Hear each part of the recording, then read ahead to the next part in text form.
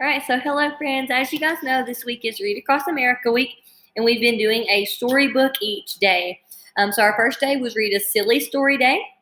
Yesterday was Read a Bedtime Story Day, and today is Read a story with an animal as the main character and dress up as that animal.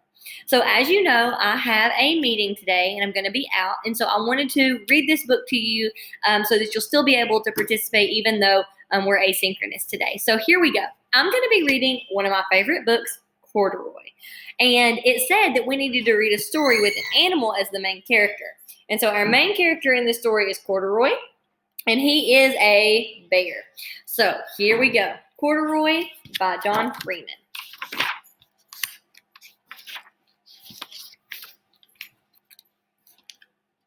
Corduroy is a bear who once lived in the toy department of a big store. Day after day, he waited with all the other animals and dolls for somebody to come along and take him home. The store was always filled with shoppers buying all sorts of things, but no one ever seemed to want a small bear in green overalls. Then one morning, a little girl stopped and looked straight into Corduroy's bright eyes.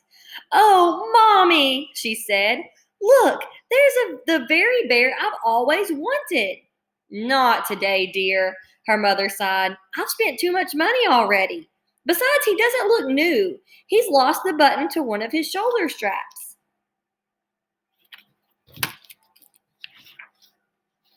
Corduroy watched them sadly as they walked away. "I didn't know I'd lost a button," he said to himself. "Tonight I'll go and see if I can find it." Late that evening, when all the shoppers had gone and the doors were shut and locked, Corduroy climbed carefully down from his shelf and began searching everywhere on the floor for his lost button. Suddenly, he felt the floor moving under him. Quite by accident, he had stepped onto an escalator, and up he went.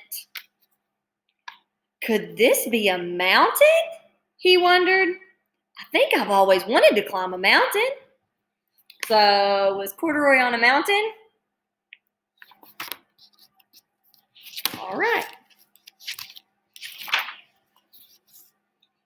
He stepped off the escalator. So, what was he on? He was on an escalator, not a mountain. He stepped off the escalator as it reached the next floor, and there, before his eyes, was the most amazing sight. Tables and chairs and lamps and sofas and rows of beds. "This must be a palace," Corduroy gasped. "I guess I've always wanted to live in a palace." He wandered around admiring the furniture. "This must be a bed," he said. "I've always wanted to sleep in a bed." And he crawled into a large, thick mattress. All at once, he saw something small and round. "Why, here's my button," he cried, and he tried to pick it up. But like all the other buttons on the mattress, it was tied down tight. So was that his missing button?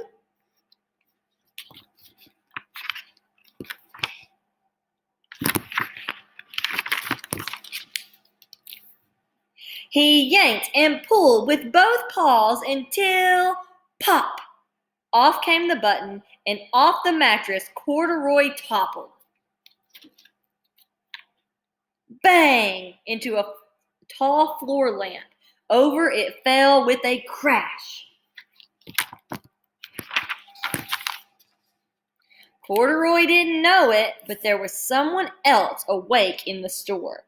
The night watchman was doing his rounds on the floor above. When he heard the crash, he came dashing down the escalator.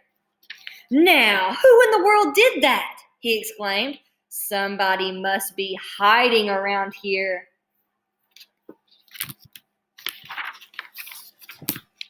He flashed his light under and over sofas and beds until he came to the biggest bed of all, and there he saw 2 fuzzy brown ears sticking up from under the covers. "Hello," he said. "How did you get upstairs?"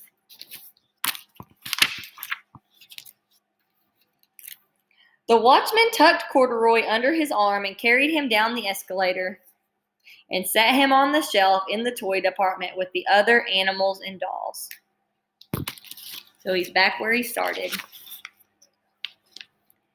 Corduroy was just waking up when the first customer came into the store in the morning. And there, looking at him with a wide, warm smile, was the same little girl he'd seen only the day before. "I'm Lisa," she said, "and you're going to be my very own bear. Last night, I counted what I saved in my piggy bank, and my mother said I could bring you home."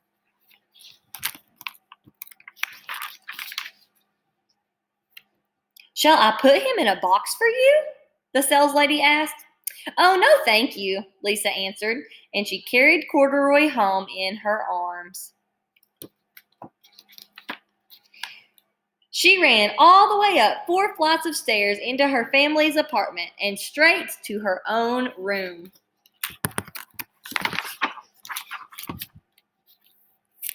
Corduroy blinked. There was a chair and a chest of drawers, and alongside a girl-sized bed stood a little bed, just the right size for him. The room was small, nothing like the enormous palace in the department store. "This must be home," he said. "I know I've always wanted a home." Lisa sat down with Corduroy on her lap and began to sew a button on his overalls. "I like you the way you are," she said, "but you'll be more comfortable with your shoulder strap fastened."